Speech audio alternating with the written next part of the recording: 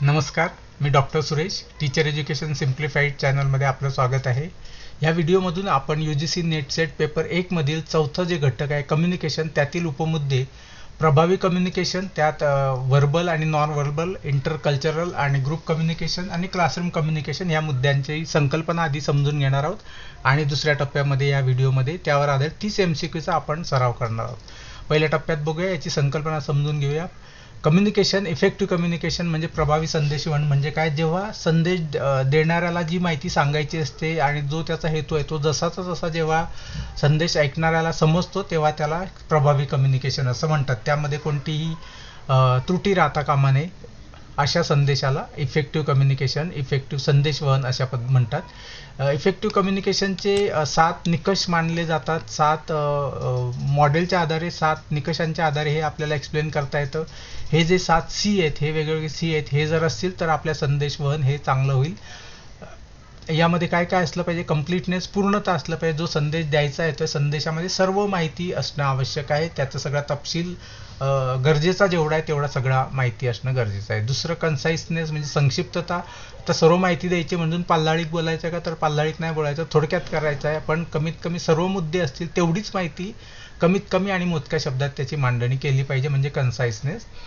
Consideration, जेव्हा सहानुभूतीपूर्ण दृष्टिकोन, स्वतःच्या मानसिकतेचा विचार केला पाहिजे आणि त्यानुसारच योग्य शब्द किती बोलावं, एकच मुद्दा जो एकच विचार जो आहे तो वेगवेगळ्या पद्धतीने आणि वेगवेगळ्या शब्दात मांडता येतो. जर ऐकणाऱ्याची मानसिकता नसेल तर तो थोडक्यात सांगायला पाहिजे. ऐकणाऱ्याची मानसिकता असेल तर त्याला थोडं सविस्तर सांगता येऊ शकतं. पण हे कन्सिडर केलं पाहिजे की समोरच्या ऐकणाऱ्याचा मूड आहे किंवा नाही, त्याची मनस्थिती आहे किंवा नाही, तो त्या परिस्थितीत आहे की नाही, याचा सुद्धा विचार त्या ठिकाणी केला पाहिजे. म्हणून ज्यावेळेस ज्या संदेशवहनामध्ये हा विचार केला जातो त्यावेळेस त्याचा एक चांगला निकष आहे कन्सिडरेशनचा. 6वा निकष आहे क्लॅरिटी, स्पष्टता असली पाहिजे. ज्या संदेशवहनामध्ये स्पष्टता असते, गोंधळ नसतो, सरळ संदेश असतो, त्यामध्ये क्लॅरिटी असते, ते इफेक्टिव्ह कम्युनिकेशन असतं.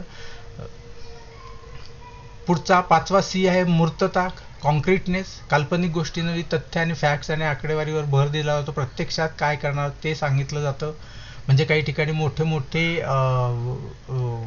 शब्द वापरले जातात, काहीतरी अतर्क्य असं बोललं जातं, काहीतरी काल्पनिक काव्यमय बोलले जातं की ज्याचा प्रत्यक्षात अर्थ समजून घेणं खूप अवघड जातं.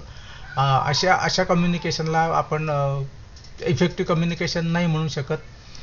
नंतर कटसी आहे, नम्रता आहे. संवादात आदर आणि नम्रता असेल तर संदेशवहन हे प्रभावीपणे होते. ऐकणाऱ्यालाही ऐकावंसं वाटतं आणि सांगणाराही व्यवस्थित सांगतो, त्यामुळे या ठिकाणी संदेशवहन हा प्रभावीपणे होत असतो. जी एक गोष्ट रागात सांगणं वेगळं आणि तीच गोष्ट प्रेमाने सांगणं, दोघांमध्ये फरक नम्रतेचा असतो, कटसीचा असतो. आणि 7वा निकष या ठिकाणी अचूकता, करेक्टनेस असलं पाहिजे. व्याकरण आणि माहितीदृष्ट्या अचूक असली पाहिजे. त्यानंतर पुढचा मुद्दा इंटरकल्चरल कम्युनिकेशन, आंतरसांस्कृतिक संदेशवहन.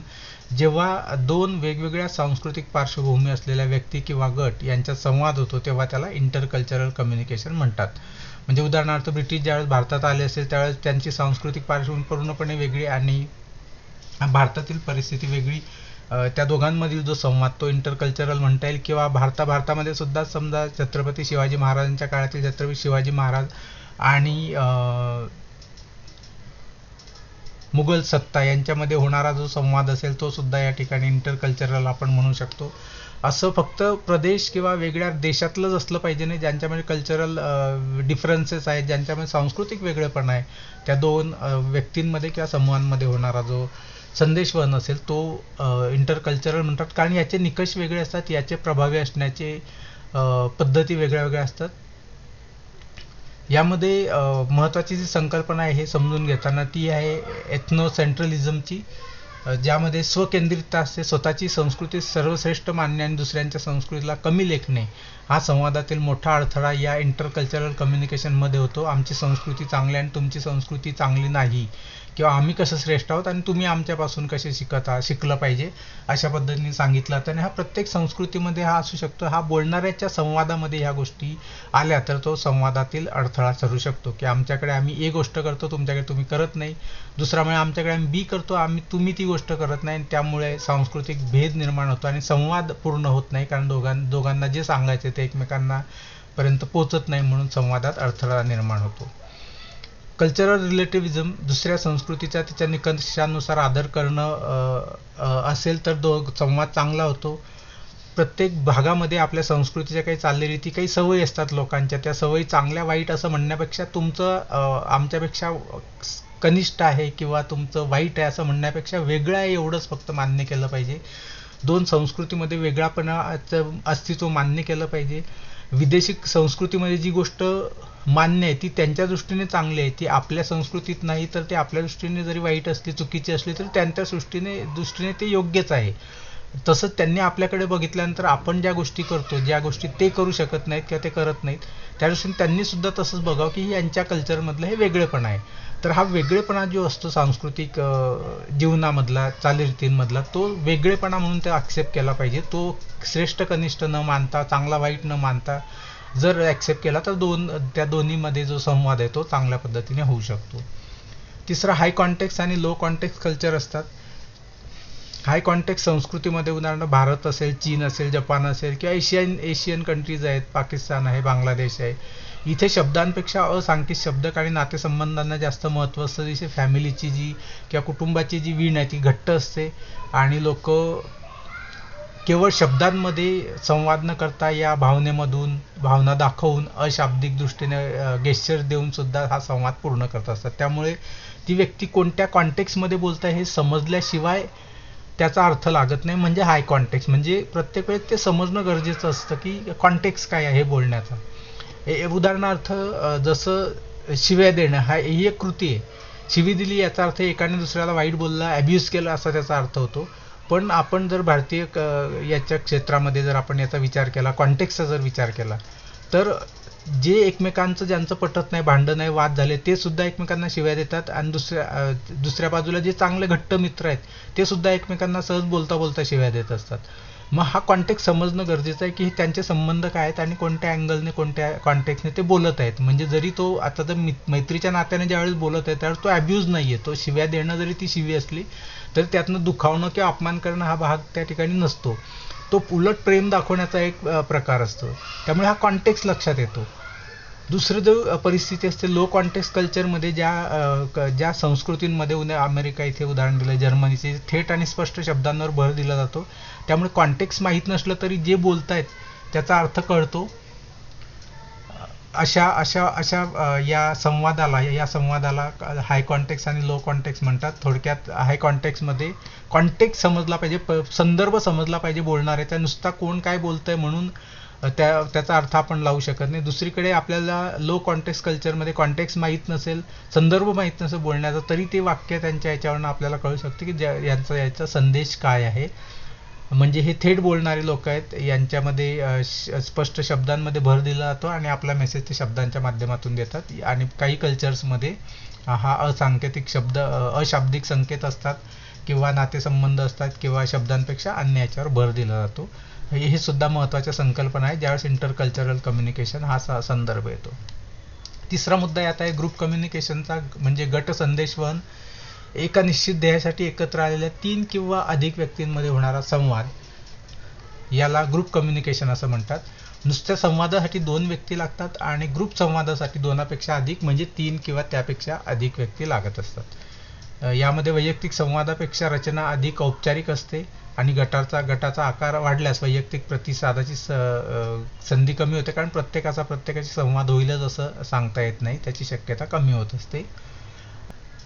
चौथा प्रकार आहे सिलेबसमधला भाग आहे वर्ग संदेशवहन, म्हणजे क्लासरूम कम्युनिकेशन. यावर आधारित बरेचसे प्रश्न पहिल्या व्हिडिओमध्ये पण आपण घेतलेल्या पहिल्या भागामध्ये, यातही आपण ती पुनरावृत्ती करणार आहोत. हा क्लासरूम कम्युनिकेशन कसं असतं त्याची वैशिष्ट्याचा भाग आहे. म्हणजे वर्गातील जी रचना शिक्षक आणि विद्यार्थ्यांमध्ये असते त्याच्या आधारित जो संवाद होतो त्याला क्लासरूम कम्युनिकेशन असं म्हणतात. हा जो संवाद असतो वर्ग खोलीतील, म्हणजे क्लासरूम मधला संवाद जो असतो किंवा संदेशवहन जे असतं ते इंटरॅक्टिव्ह असतं. म्हणजे फक्त शिक्षकांनी बोलायचं, विद्यार्थ्यांनी ऐकायचं असा तो अपेक्षित नसतो. विद्यार्थ्यांनी आणि शिक्षकां दोघांमधील परस्पर आंतरक्रिया झाली पाहिजे, म्हणून जास्तीत जास्त इंटरॅक्टिव्ह क्लासेस घेतले पाहिजे अशा पद्धतीची मान्यता असते. त्यामुळे विद्यार्थी पण सक्रिय राहतात आणि ते चांगल्या पद्धतीने अध्ययन करू शकतात. तर हा इंटरॅक्टिव्ह असतो, म्हणजे दोघांचा सहभाग गरजेचा असतो. आणि दुसरं हा टेलिलॉजिकल, म्हणजे उद्दिष्ट असतं. ह्या आंतरक्रियेला एक विशिष्ट उद्दिष्ट असतं. ज्यावेळेस शिक्षक वर्गात जातात तर त्यांना तो पाठ शिकवणं हा त्यांचा उद्दिष्ट त्यांना साध्य करायचा असतो. म्हणजे ज्या ज्या ठिकाणी हे उद्दिष्ट असतं त्याला टेलिलॉजिकल असा हा प्रकार म्हणतात, संवादाचा प्रकार म्हणतात. उद्दिष्ट असतं, मित्रांचे गप्पा मारल्यात, मित्रांना फोन लावलाय आणि गप्पा सुरू झाल्यात, तर ते टेलिलॉजिकल नाही. त्याच्यामध्ये काही विशिष्ट उद्दिष्ट माहिती घेणं असं नाही, गप्पा मारायचं आहे, मन मोकळं करायचं आहे, अशा पद्धतीचा टेलिलॉजिकल भाग असतो. किंवा कधी कधी जाता येता जस्ट जाता येता कोणतरी मग कसं चाललंय, काय चाललंय, पाऊस पाणी कसं आहे, आणखी काय विशेष, हे जे शब्द हे दाखवतात की टेलिलॉजिकल नाही, हे उद्दिष्ट पूर्ण करणारा संवादाचा भाग नाही.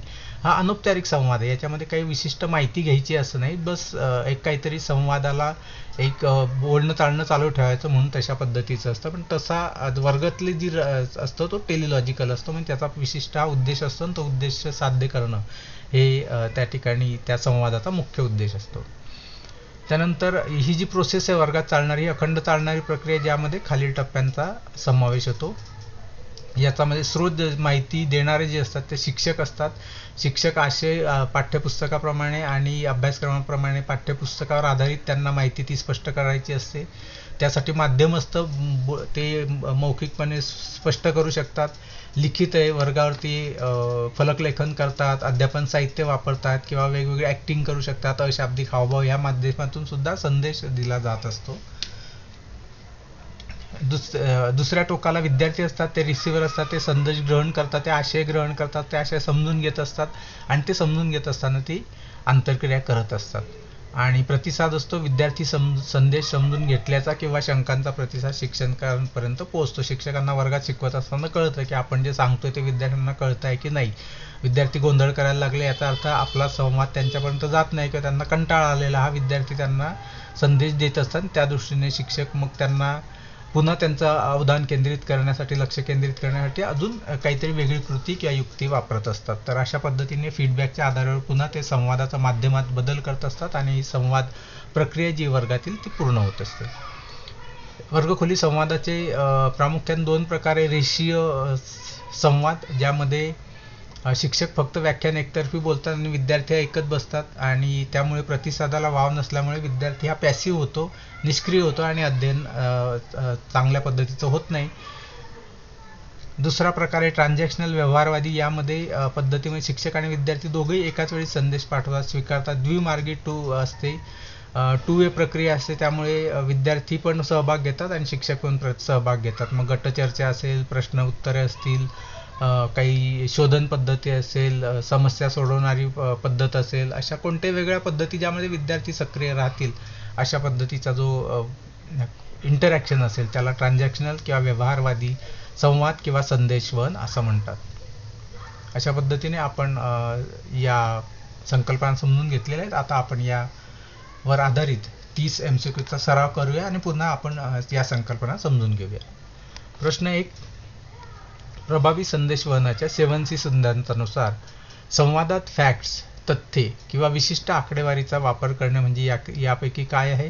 तर यापैकी कॉन्क्रीटनेस हे त्याचा बरोबर उत्तर आहे. कारण कॉन्क्रीटनेस म्हणजे मूर्तता, मोगम न बोलता ठोस पुरावे, तथ्य दिल्यास संदेशावर विश्वास बसतो. जे मोठे मोठे इन्फ्लुएन्सर असतात ते आकडेवारी सांगत असतात किंवा जे मोठे मोठ्या कंपन्या असतात ते ज्यावेळेस सांगत असतात त्यावेळेस आपल्या कंपनीला किती प्रॉफिट झाला याच्यानंतर ग्राफ प्रेझेंट करत असतात, त्याच्या माध्यमातून ते तथ्य आणि फॅक्ट सांगण्याचा प्रयत्न करत असतात. त्यामुळे ऐकणाऱ्याला जास्त विश्वास बसतो. 2. खालील 2 विधाने तपासा. ए आहे आणि बी आहे. विधान आहे, वर्गखोली संवाद ही शिक्षकाद्वारे नियंत्रित असणारी एकतर्फी रेषीय प्रक्रिया असावी, कारण आधुनिक शैक्षणिक हे संदेशवहन हे टेलॉलॉजिक किंवा उद्दिष्ट पूर्ण असते. याचं उत्तर आहे ए चुकीचे आहे आणि आर बरोबर आहे. म्हणजे वर्गातील संवाद हा शिक्षकाद्वारे नियंत्रित करणारी एकतर्फी रेषीय प्रक्रिया हे विधान चुकीचं आहे. ही द्वितर्फी प्रक्रिया असते वर्गखोलीतील संवाद, त्यामुळे हे विधान चुकीचं आहे. आणि आधुनिक संदेशवहन हे टेलॉलॉजिकल आहेत हे बरोबर आहे, कारण त्याचं एक विशिष्ट उद्दिष्ट असतं. 3. हाय कॉन्टेक्स्ट कल्चर, उच्च संदर्भ संस्कृती असलेल्या देशांमध्ये संदेशवहनाचे स्वरूप कसे असते? याचं योग्य उत्तर आहे बी. शब्दांपेक्षा पार्श्वभूमी, नातेसंबंध, अशाब्दिक संकेतांना जास्त महत्त्व असतं. याचं कारण असं आहे की भारत, जपान यासारख्या हाय कॉन्टेक्स्ट संस्कृतींमध्ये व्यक्ती शब्दांपेक्षा परिस्थिती आणि हावभाव याच्यातून जास्त अर्थ काढत असतात. याउलट अमेरिका आणि जर्मनीमध्ये जे बोलायचं असतं ते थेट संवादात स्पष्ट होत असतं. आपल्याला हे जर ह्या शब्दांपेक्षा परिस्थिती हावभाव याचं जर उदाहरण बघायचं असेल तर जी वऱ्हाड निघाला लंडनला जी एक पात्री नाटक आहेत, त्या नाटकात ज्या पद्धतीने या परिस्थितीचा आणि हावभावांचा समावेश केलेला दिसतो, त्यावरून तो याचं हे उत्तम उदाहरण आहे की हा हाय कॉन्टेक्स्ट आहे. ज्यांना ते भारतीय संस्कृती किंवा मराठी कल्चर संस्कृती माहिती, त्यांनाच त्याचा अर्थ जास्त चांगल्या पद्धतीने कळू शकते. प्रश्न 4. जेव्हा एखादी व्यक्ती आपल्या स्वतःच्या संस्कृतीच्या निकषांनुसार दुसऱ्या संस्कृतीचे मूल्यमापन करते आणि स्वतःची संस्कृती श्रेष्ठ मानते, तेव्हा त्या मानसिकतेला काय म्हणतात? तेव्हा त्याला एथनोसेंट्रिझम म्हणतात. म्हणजे माझी एथनिक किंवा माझं कल्चर, माझी संस्कृती ही सर्वश्रेष्ठ आहे आणि तुमची कनिष्ठ आहे, म्हणून तो स्वकेंद्रित आहे, स्वतःभोवतीच केंद्रित आहे, माझंच सगळ्यात उत्तम आहे असं मानणारी ती एक मानसिकता आहे. 5. वर्गखोलीतील प्रभावी संदेशवहनामध्ये शिक्षकांनी डिकोडिंग सुलभ करण्यासाठी खालीलपैकी कोणती पद्धत वापरली पाहिजे? या ठिकाणी अमूर्त संकल्पना सांगताना ॲनॉलॉजीचा किंवा सादृश्यतेचा वापर करणं गरजेचं आहे. म्हणजे बी हा पर्याय आहे. इथे डिकोडिंग करायच्या संदेशवहनामध्ये. याचं कारण असं आहे की अवघड गोष्टी शिकवताना जेव्हा परिचित उदाहरणं किंवा उपमा देतात, त्यावेळेस संदेशवहनाचा विद्यार्थ्यांसाठी अर्थ लावणं सोपं जातं. समजा गणितातील भूमितीतील वेगवेगळे आकार सांगायचे, तर त्या आकाराशी सदृश्य ज्या प्रत्यक्षातल्या वस्तू असतात त्यांचं उदाहरण देता येतं. एखादं वर्तुळ आहे, त्याचं विभाजन करायचं आहे, तर पिझ्झाचं उदाहरण दिलं. पिझ्झाला ज्याप्रमाणे कट असतात, आकार असतात, ते कट करता येतात आणि मग त्यापासून कोन तयार होतो. अशा पद्धतीचे प्रत्यक्षातील उदाहरणं त्या ठिकाणी द्यावे लागतात. त्याला आपल्याला ॲनॉलॉजी असं म्हणतात, सादृश्यता असं म्हणतात. 6. वर्गखोलीतील संवादात सकारात्मक प्रबलन, पॉझिटिव्ह रिइन्फोर्समेंट म्हणून शिक्षकांनी खालीलपैकी कोणत्या अशाब्दिक संकेताचा वापर करावा? या ठिकाणी बी हे उत्तर बरोबर. विद्यार्थ्यांनी उत्तर दिल्यानंतर संमतीदर्शक मान डोलवणे आणि हसणे हे गरजेचं आहे. कारण की ज्यावेळेस सकारात्मक प्रतिसाद येतो तर विद्यार्थी अजून प्रतिसाद देणार, म्हणजेच तो संवाद द्विमार्गी होणार, टू वे होणार आणि त्यातूनच संवाद द्विमार्गी झाल्यानंतर प्रभावी संदेशवहन होणार. 7 जोड्या जुळवायच्या. संवादाचा स्तर आणि त्याचं वैशिष्ट्य आहे. आंतरवैयक्तिक संवाद, इंटरपर्सनल, गटसंवाद, जनसंवाद आणि आत्मसंवाद. यामधील योग्य जोड्या असणारा ऑप्शन आहे ए ला 4 ऑप्शन आहे, ए ला 4. आंतरवैयक्तिक संवाद हा तत्काळ असतो, डायडाईक असतो आणि तत्काळ फीडबॅक त्याचा मिळतो. 2.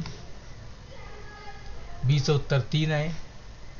गटसंवाद सामूहिक ध्येय आणि औपचारिक रचना असते. ज्या सगळ्या मीटिंग्स होतात, जनरल बॉडीची मीटिंग असेल, कार्यालयातल्या मीटिंग्स असतात, ह्या सगळ्या ग्रुप कम्युनिकेशनचा भाग असतो. कॉन्फरन्सेस, सेमिनार हे सगळ्या ग्रुप कम्युनिकेशनचा भाग असतो. सीचं उत्तर बघूया कोणतं आहे. सीचं पहिलं उत्तर आहे, सी आहे. जनसंवाद विखुरलेले अज्ञात श्रोते असतात, जे राजकीय नेते भाषण करतात स्टेजवरनं, तर पब्लिक आपण म्हणू त्याला सभा असतात, विशाल जनसभा, त्या सगळ्या जनसंवादाचा भाग असतो. एक व्यक्ती सर्वांशी साधत असतो, म्हणून विखरलेले श्रोते हे अज्ञात असतात. त्यानंतर आत्मसंवाद, इंट्रापर्सनल जे आहे ते विचार प्रक्रिया आणि आत्मपरीक्षणाशी संबंधित असतो. बरेचसे संत पुरुष हे समाधी घेतात, समाधीस्थ होतात किंवा आत्मचिंतनासाठी बसतात, तर तो त्या ठिकाणी त्यांचा मुख्य उद्देश हा स्वतःशी संवाद करून नवीन माहिती शोधणे, स्वतःचा शोध घेणे, अशा पद्धतीने त्यांचा हेतू असतो. त्यामुळे विचार प्रक्रिया आणि आत्मपरीक्षण हे त्या ठिकाणी आत्मसंवादाचा, या प्रकारच्या उद्देश त्या प्रकारच्या संवादाचा असतो. 8. प्रभावी शिक्षणासाठी वर्गखोलीतील संवादाचे स्वरूप प्रामुख्याने कसे असावे? अर्थात हे प्रभावी शिक्षणासाठी विद्यार्थीभिमुख आणि परस्पर संवाद असावे, जिथे स्टुडंट सेंट्रिक असावेत. शिक्षक जी काही ॲक्टिव्हिटी घेणार, जे काही माध्यम शोधणार, आशय पोहोचवणार, त्याचं ते विद्यार्थ्याला समजेल, विद्यार्थ्याला आवडेल, विद्यार्थी त्यात सहभागी होईल, या गोष्टीची काळजी घेतली तर संवाद प्रभावी होईल, म्हणजे अर्थात शिकवणं प्रभावी होईल. 9. खालील विधाने विचारात घ्या. अशाब्दिक संदेशवहन हे बऱ्याचदा अनियंत्रित आणि उत्स्फूर्त असते. शाब्दिक संवादापेक्षा अशाब्दिक संवादावर लोक जास्त विश्वास ठेवतात, कारण हावभाव लपवणे कठीण असते. तर या ठिकाणी विधान ए आणि विधान 2 हे दोन्ही बरोबर आहे, असं त्याचं उत्तर आहे.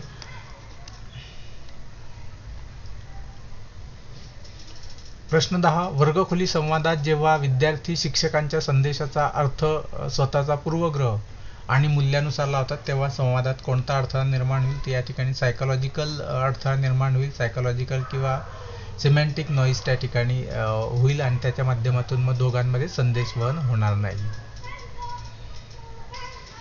11. गट संदेशवहनामध्ये कोहेसिव्हनेस एकसंधता वाढवण्यासाठी काय करणं आवश्यक आहे? तर त्या ठिकाणी सामाजिक कॉमन गोल्स आणि परस्पर आदर असणं हे जास्त गरजेचं आहे. 12. वर्गात शिकवताना शिक्षकाच्या आवाजातील चढ-उतार व्होकल मॉड्युलेशनचा मुख्य फायदा काय होतो? याचा मुख्य विद्यार्थ्यांचे लक्ष केंद्रित राहते. जर शिक्षक एकसुरी बोलत राहतील आणि मंत्र म्हटल्याप्रमाणे किंवा असं सलग बोलत राहतील आणि त्याचा चढ-उतार नसेल तर मग विद्यार्थ्यांना त्याचा कंटाळा येतो आणि रटाळ झाल्यानंतर त्यांचा संवादातील रस कमी होतो आणि परिणामी कम्युनिकेशन पूर्ण होत नाही. 13. आंतरसांस्कृतिक संवादामध्ये स्टिरियोटायपिंग रूढीबद्धतामुळे काय परिणाम होऊ शकतो? याचं उत्तर आहे दुसऱ्या संस्कृतीबद्दल चुकीचे पूर्वग्रह निर्माण होऊन संवाद विस्कळीत होतो आणि मग संवादाची संवाद परिपूर्ण होत नाही. म्हणून या ठिकाणी स्टिरियोटायपिंग म्हणजे एखाद्या विशिष्ट संस्कृतीच्या सर्व लोकांबद्दल एकच ठराविक किंवा एकच मत बनवून घेणं की हे म्हणजे असेच असतात, ते म्हणजे तसंच करतात, अमुक एका जातीची लोक अशीच आहेत, अमुक एक धर्माची लोक तशीच असतात, काही जण जेंडर बायस असतात, ते स्त्री आहेत म्हणजे ते असेच असतील, पुरुष आहे म्हणजे तसेच असतील, अशा पद्धतीची जी वाक्य हे स्टिरियोटायपिंग दाखवतं. आणि अशा पद्धतीचा जर संवाद असेल तर याचा अर्थ तो वस्तुस्थितीवर आधारित नसल्याने तो संवाद हा प्रभावी संवाद नसतो. 14. वर्गातील संदेशवहनादरम्यान इम्प्रेशन मॅनेजमेंट अंतर्गत शिक्षक काय करण्याचा प्रयत्न करतात? तर शिक्षक स्वतःची एक सकारात्मक, ज्ञानी आणि आदरयुक्त प्रतिमा विद्यार्थ्यांसमोर निर्माण करतात जेणेकरून विद्यार्थ्यांना असं वाटेल की ही व्यक्तीकडून आपण शिकू शकतो, या व्यक्तीला माहिती आहे आणि त्यांना शिक्षक म्हणून ते त्याचा स्वीकार करत असतात. 15. प्रभावी संवादाच्या मार्गदर्शक तत्वानुसार कन्सिडरेशनचा अचूक अर्थ काय आहे?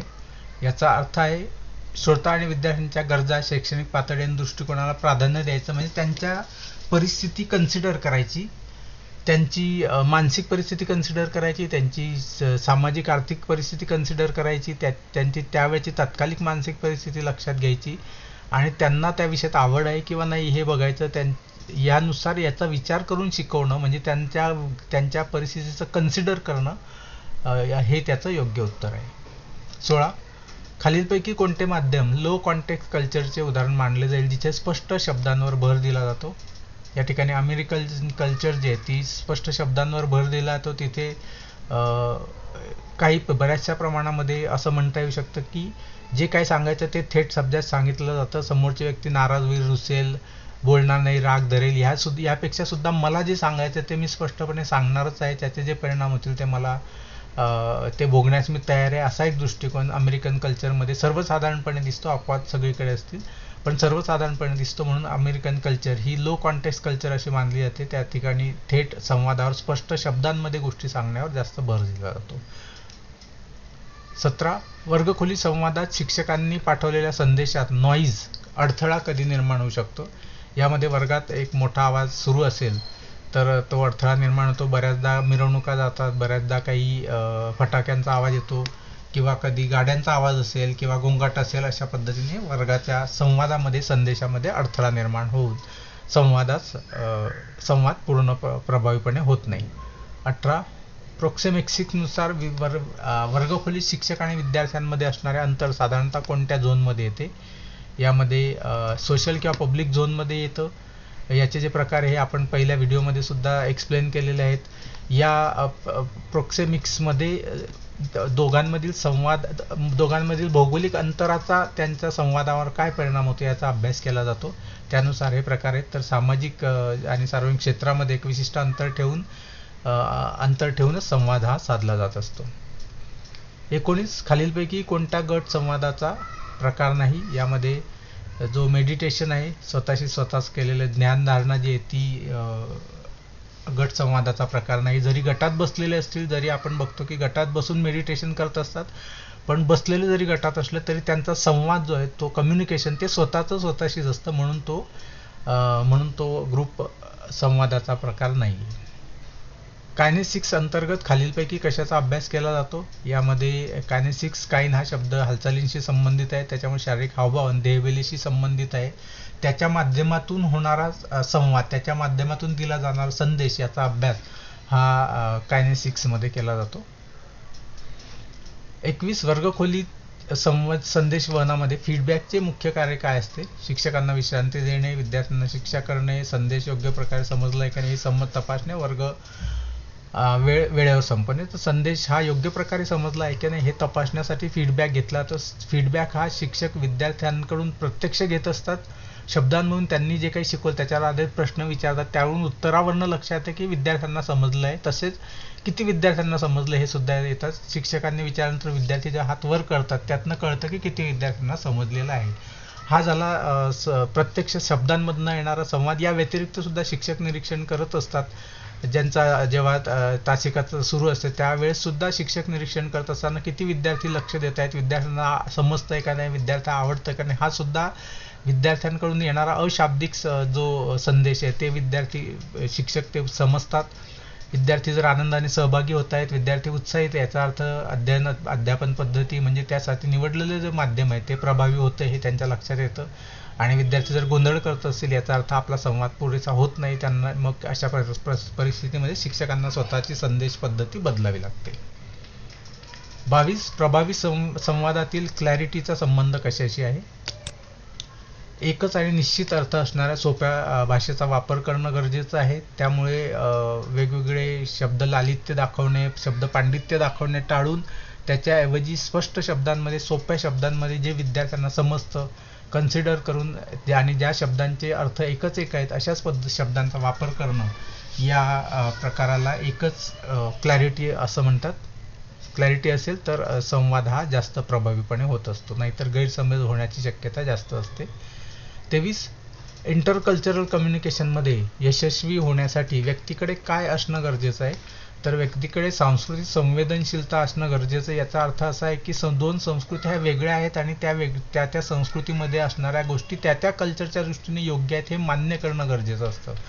माझ्या संस्कृतीमध्ये असं नाही आणि म्हणून ते तुमच्या संस्कृतीमध्ये असल्यामुळे ते तुमचं चुकीचं आहे असा दृष्टिकोन असता कामा नये. असं असेल तर सांस्कृतिक संदेशवहन होणार नाही, इंटरकल्चरल कम्युनिकेशन होणार नाही.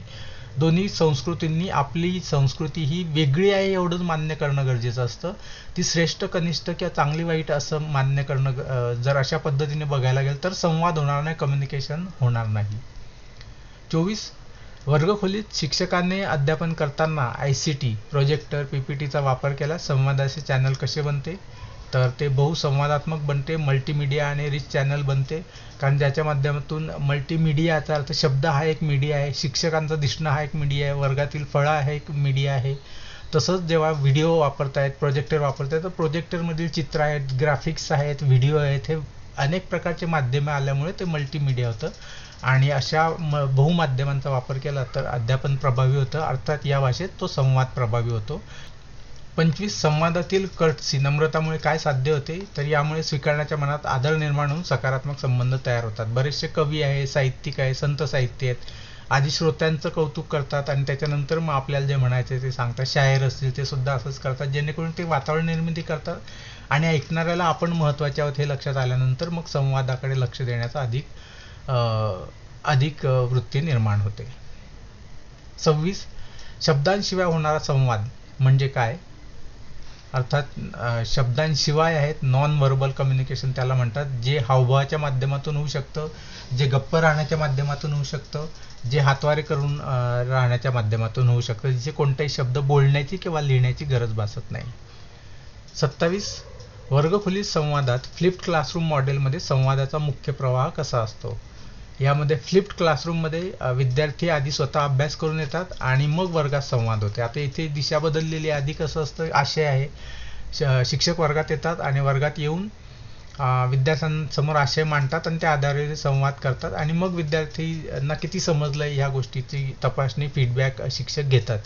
आता यामध्ये फ्लिप झालंय म्हणजे बदललेलं आहे, अदलाबदल काय झाली आहे?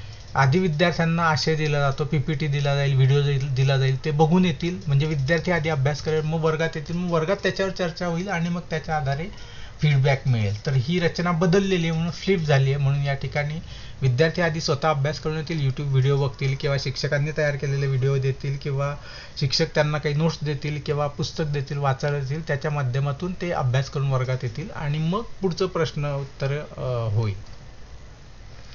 28 खालीलपैकी कोणते वैशिष्ट्य प्रभावी वर्ग खोली संवादाला बाधक ठरते? यामध्ये शिक्षकांचं अति मूल्यमापन करणारं आणि टीकात्मक वर्तन जे आहे ते या ठिकाणी संवादाला बाधक ठरतं. जर विद्यार्थ्यांनी दिलेल्या चुकीच्या उत्तरांना शिक्षकांनी टिंगल केली, नाव केलं, तू मूर्ख आहेस, तुला समजत नाही अशी उत्तर देतात का, अभ्यास नाही केला का, हे शिकलं का, झोपला होता का, अशा पद्धतीचे जे नकारात्मक शब्द वर्गात वापरले जातात त्यामुळे मग विद्यार्थी त्या संवादाला प्रतिसाद द्यायला थांबतात, नकार देतात आणि मग वर्गाचे जो संवाद आहे तो एकतर्फी सुरू राहतो. कारण की विद्यार्थ्याच्या मनात सेल्फ डाऊट निर्माण होतं की मी बोलू का नको, बोललं तर आमचे जे शिक्षक आहेत ते त्याला काय प्रतिसाद देतील माहीत नाही. त्यामुळे शेवटी वर्गात विद्यार्थी गप्प बसतात आणि तो संवाद एकतर्फी होतो आणि त्या ठिकाणी संवाद पूर्ण होत नाही, इफेक्टिव्ह संवाद होत नाही आणि म्हणून अध्यापन होत नाही. 29 व्यावसायिक संस्थांमध्ये परिपत्रक काढणे हे कोणत्या प्रकारच्या संवादाचे उदाहरण आहे? तर लेखी आणि औपचारिक आहे आणि अधोगामी आहे. म्हणजे जे महाराष्ट्र शासन असेल, केंद्र सरकार असेल, वेगवेगळे परिपत्रक काढत असतात. अधोगामी याचा अर्थ उच्च पदावरील अधिकाऱ्यांनी कनिष्ठ पदाधिकाऱ्यांसाठी काढलेले जे काही परिपत्रक असतील त्याला किंवा तो संवाद असेल तो अधोगामी असं म्हणतात. म्हणजे त्याच्यामध्ये आदेश दिलेला असतो, त्याच्यामध्ये काय करावे काय करू नये हे सांगितलेलं असतं आणि जे वाचत असतात, जे रिसिव्हर असतात त्यांनी त्याप्रमाणे आदेशाचे पालन करायचे असते. म्हणून हा डाऊनवर्ड्स आहे, म्हणून त्याला अधोगामी असा शब्द वापरलेला आहे. 30 संवादातील अचूकतेचा अर्थ काय आहे? यासाठी योग्य व्याकरण, अचूक आकडेवारी आणि योग्य वेळेस संदेश पाठवणं हा या अचूक करेक्टनेसचा अर्थ आहे. म्हणजे जी माहिती जशी सांगितली पाहिजे तशीच सांगणं याला अचूकता संवादातील असं म्हणतात आणि हा 7C मॉडेलमधला एक C आहे. अशा पद्धतीने आपण प्रभावी कम्युनिकेशन, प्रभावी संवाद, संप्रेषण, संदेशवहन याविषयीचा अभ्यास केलेला आहे. व्हिडिओ आवडला असेल तर लाईक करा. तुमच्या काही शंका असतील तर कॉमेंट सेक्शनमध्ये टाका आणि आपल्या मित्रमैत्रिणींसोबत शेअर करा आणि चॅनल सबस्क्राईब केलं नसेल तर चॅनल सबस्क्राईब जरूर करून जा. व्हिडिओज आपल्या सेट आणि नेटच्या परीक्षेसाठी आपल्याला खूप खूप शुभेच्छा.